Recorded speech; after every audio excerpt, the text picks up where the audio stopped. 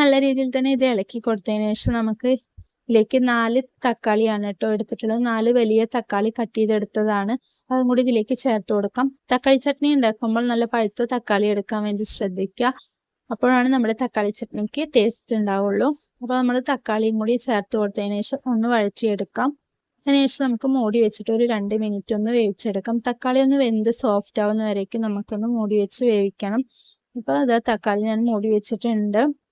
മൂടി വെച്ച് ഒരു 2 മിനിറ്റിന് ശേഷം നമുക്കൊന്ന് തുറന്ന് നോക്കാം. അപ്പോൾ നമ്മുടെ തക്കാളി ഒന്ന് കുക്കായിട്ടുണ്ട്. കുറച്ചും കൂടി ഒന്ന് വേവണം. അതിന് മുന്നായിട്ട് നമുക്ക് ഇതിലേക്ക് ഇനി കുറച്ച് കറിവേപ്പിലയും അതുപോലെ തന്നെ ഒരു മല്ലിയിലയും കൂടി ചേർത്ത് കൊടുക്കാം. എന്നിട്ട് ഒന്നും കൂടി ഒന്ന് വഴറ്റി കൊടുത്തതിന് ശേഷം ഒരു 2 മിനിറ്റും കൂടി ഒന്ന് നമുക്ക് മൂടി വെച്ച് വേവിക്കാം. അപ്പോൾ നമ്മുടെ തക്കാളി ചട്നി ഇതേപോലെ തയ്യാറാക്കി എടുക്കുമ്പോഴാണ് നമ്മുടെ തക്കാളി ചട്നിക്ക് ടേസ്റ്റ് ഉണ്ടാവും. അപ്പോൾ നമ്മുടെ തക്കാളിയൊക്കെ ഒന്ന് വെന്ത് വന്നിട്ടുണ്ട്. ഇനി തക്കാളി ചട്നിയിലേക്ക് ആവശ്യമായിട്ടുള്ള ഉപ്പും കൂടി ചേർത്ത് കൊടുക്കാം. ചേർത്ത് കൊടുത്തതിന് ശേഷം ഒന്ന് വഴറ്റിയെടുക്കാം.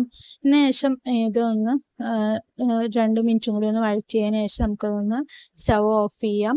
ഇനി ഇതിലേക്ക് നമുക്ക് സ്റ്റൗ ഓഫ് ആക്കിയതിന് ശേഷം നമുക്കിതിലേക്ക് ഒരു കുറച്ച് മുളക് പൊടി ഞാൻ ചേർത്ത് കൊടുക്കുന്നുണ്ട്. അപ്പോൾ എന്തിനാ വെച്ചെങ്കിൽ ഞാൻ കാശ്മീരി മുളകാകുമ്പോൾ അധികം എരിവുണ്ടാവില്ല. അപ്പോൾ തക്കാളി ചട്നിക്ക് കുറച്ച് എരിവ് കിട്ടാൻ വേണ്ടിയിട്ടാണ് ഞാനിവിടെ കുറച്ച് മുളക് പൊടി ചേർത്ത് കൊടുത്തിട്ടുള്ളത്. ഒരു 1/4 ടീസ്പൂൺ മുളക് പൊടിയാണ് കേട്ടോ ഞാൻ ചേർത്ത് കൊടുത്തിട്ടുള്ളത്. അതും കൂടി ചേർത്ത് കൊടുത്തതിന് ശേഷം നമുക്ക് സ്റ്റൗ ഓഫ് ചെയ്യാം. ഇതൊന്ന് ചൂടാറാൻ വേണ്ടിയിട്ട് നമുക്ക് വെയിറ്റ് ചെയ്യാം. ചൂടാറിയതിന് ശേഷം